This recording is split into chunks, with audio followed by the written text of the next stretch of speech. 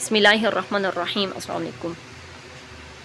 आज मैं बात करने वाली हूँ एक हर्बल प्लांट के बारे में, जिसके फ़वाइद तो बहुत ज़्यादा हैं, लेकिन इसकी खुशबू इतनी अच्छी है कि अभी मैंने इसको उठाकर यहाँ पर रखा है। इसको मैंने छुआ नहीं है, इसके बस मैंने पोट को हाथ लगाया है, लेकिन जो इसके पत्ते साथ साथ ऐसे हुए हैं, इसकी वजह से जो फ़ज़ा में इतनी मज़े की खुशबू फैल गई है कि इसके फ़वाइद को नज़रअंदाज करके हम इसकी खुशबू की वजह से ही हम इसको घर में रख सकते हैं। अक्सर हमारे आसपास एक बहस छिड़ी रहती है कि न्याज़बो, तुलसी, बेज़ल क्या ये एक ही चीज़ के कई नाम हैं या कि ये अलग अलग है। अक्सर लोग कहते हैं कि ये अलग अलग है और अक्सर कहते हैं कि ये एक जैसे हैं। लेकिन अगर हम इसकी फ़वाइद को बिल्कुल साइड पे रखें तो लेकिन जो सबके फ़वाइद हैं वो सेम ही हैं, तो इसलिए इस बहस में एक तो पढ़ना नहीं चाहिए। लेकिन अगर हम इस बहस में पढ़ें तो मुझे लगता है कि ये कई नाम इसके हो सकते हैं, या ये भी है कि ये अलग अलग हैं। अलग अलग कैसे हैं वो मैं आपको अभी यहाँ पर दिखाती हूँ, क्योंकि मेरे पास और भी इसकी तरह प्लांट हैं, लेकिन सबकी शेप अलग है। जो इस पर फ्लावर आते हैं और फिर उस पर सीड लगते हैं, तो वो जो फ्लावर होते हैं जिसके बाद वो सीड्स बन जाते हैं, उसके कलर भी चेंज है। तो जिससे मुझे लगता है कि ये अलग अलग, शायद ये अलग अलग हैं। लेकिन फिर ये भी होता है कि अक्सर एक जैसे होते हैं। जैसे हम अक्सर विनका के प्लांट को देख सकते हैं कि उसमें हमें कई तरह के फूल मिलते हैं। अब ये तो नहीं है ना कि अलग अलग फूल हैं तो फिर वो अलग अलग ही नाम हो सकते हैं। न्याज़बो हम इसको कहते हैं, और तुलसी जो हमारे नेबर कंट्री है तो वो इसको तुलसी बुलाते हैं।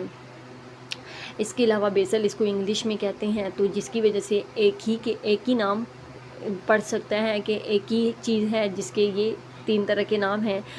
लेकिन अगर हम इसके फिर इस चीज़ को देखें कि अलग इसकी पत्तों की शेप थोड़ी सी डिफरेंट आ जाती है, या इस पर जो फ्लावर हैं वो थोड़े डिफरेंट आ जाते हैं, तो शायद ये अलग अलग है।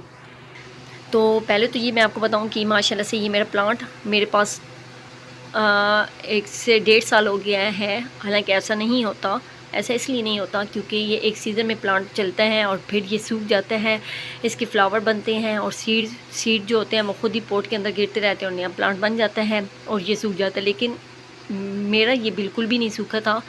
हाँ, कई प्लांट बने हैं, लेकिन वो मैं उखेड़ती रहती थी क्योंकि मेरे पास जो पोट है वो इतना ज़्यादा छोटा है। ये वाला देखें, और यहाँ पर इसकी ये वाली, अब ये चेक करें कि इसकी जो टहनी है वो इतनी ज़्यादा मोटी हो गई है। और यहाँ पर ये देखिए माशाल्लाह से ऊपर ये फिर हरा भरा है। तो वैसे तो मैं इसके पोट को चेंज करना चाह रही थी, लेकिन मेरे ज़हन में ये था कि ये जब सूखेगा, इसके जो छोटे प्लांट बनेंगे तो वो मैं दूसरे में, लेकिन ये सूखा ही नहीं है, तो इसलिए फिर मैंने कहा कि इसी में ही चलता रहे। नई सीडलिंग जो मैं करूँगी तो इंशाल्लाह वो अच्छे वाले पोट में करूँगी, बड़े वाले पोट में करूँगी, तो बहुत उसमें भी प्यारा लगेगा। लेकिन प्लांट जिस पोट में भी हो, जैसा भी पोट हो, माशाल्लाह से अच्छा लगता है। यहाँ पर मेरे पास कई प्लांट्स हैं जो कि खुशबू में तो सेम ही है, लेकिन इसकी जो शेप है लीव की वो थोड़ी डिफरेंट है, जिसकी वजह से मुझे ये लग रहा है कि ये और चीज़ है और ये और चीज़ है। अब यहाँ पर मैं इसके लीव नीचे की तरफ करती हूँ, आप ये इसकी लीव को चेक करें और आप इनकी लीव को चेक करें। आपको फ़र्क नज़र आ रहा होगा कि वो ये वाले थोड़े चौड़े चौड़े हैं, लेकिन ये वाले चौड़े नहीं हैं, ये देखें। और खुशबू में थोड़ा ये है कि इसकी जो खुशबू है थोड़ी लाइट है। मैं इसके पत्तों को तोड़ूं और फिर जाकर इसकी खुशबू लूं तो तब मुझे इसकी खुशबू फ़ील होती है। लेकिन ये जब प्लांट छोटा सा भी हो, हम इसको टच भी करें तो खुशबू आसपास फैल जाती है। तो इससे मुझे लगता है कि ये थोड़ा डिफरेंट प्लांट है। बहरहाल इसको लगाना बेहद ही आसान है, जहाँ पर इसकी सीड गिरते हैं वहीं पर नया प्लांट लग जाता है। तो अगर आपके पास प्लांट बिल्कुल भी नहीं है, कहीं से भी आप किसी के घर में भी न्याज़बो हो और वहाँ पर जब सीडलिंग हो रही हो तो आप वहाँ से ऐसे गुच्छा तोड़ लें फूलों वाला, और बस ऐसे ही वो आकर दबा दें। उसके अंदर बहुत छोटे छोटे सीड्स होते हैं ब्लैक कलर के, तो वो आपको पता भी ही नहीं चलता और वो वहाँ से ग्रो होना शुरू हो जाते हैं। दूसरा तरीका ये है कि हम इसको इस तरह टहनी के साथ भी लगा सकते हैं। ये टहनी के साथ मैंने अपने बहुत सारे प्लांट टहनी के साथ भी लगाए थे कि मैं इस तरह करके यहाँ से तोड़ देती थी और ये चीज़ जो होती थी वही मैं दबा देती थी मिट्टी के अंदर और वो फ़ौरन से प्लांट उस रूट्स निकाल लेता, प्लांट बन जाता था। बहुत बारीक टहनी नहीं लेनी, थोड़ी सी इतनी मोटी हो तो हम वो टहनी लगा लें तो माशाल्लाह से बहुत अच्छा हमारे जल्दी से ग्रो होता है और बहुत अच्छा ग्रो होता है।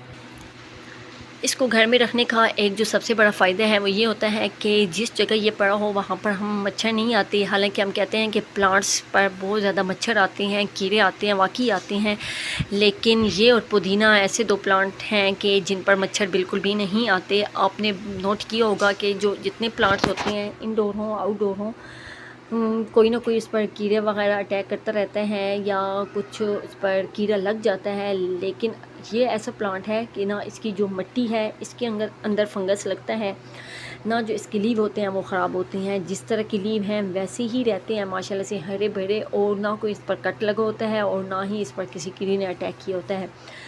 तो अगर आप इसको इसलिए भी रखें कि हमने मच्छर को भगाना है, थोड़ा हमने अपने रूम के करीब रखें लेकिन वहाँ पर धूप आती हो तो वो बहुत ही अच्छा है।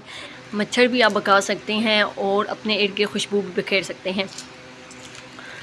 बहुत ही प्यारा प्लांट है और बहुत ही जल्दी ग्रो करने वाला प्लांट है। तो अगर नहीं है तो जल्दी से लगाएं, और अगर है और अच्छे से ग्रो नहीं हो रहा तो अपने प्लांट्स की सिरे से गोडी करें और दोबारा से उसके ऊपर से कट कर दें तो इंशाल्लाह दोबारा से आपका ग्रो हो जाएगा और बहुत अच्छे से ग्रो हो जाएगा। तो इसके लिए कोई ख़ास केयर की ज़रूरत नहीं होती और कोई इसके लिए फ़र्टिलाइज़र हम कहें कि हम इसमें फ़र्टिलाइज़र ये यूज़ करेंगे नहीं, बल्कि ऐसे भी आपका प्लांट ग्रो हो जाएगा। ये थी आज की वीडियो, उम्मीद है आपको अच्छी लगी होगी। अच्छी लगी लाइक शेयर कमेंट ज़रूर कीजिएगा। मुझे दीजिए इजाज़त, एक नई वीडियो के हिसाब से फिर मुलाकात होगी। तब तक के लिए अल्लाह हाफ़िज़।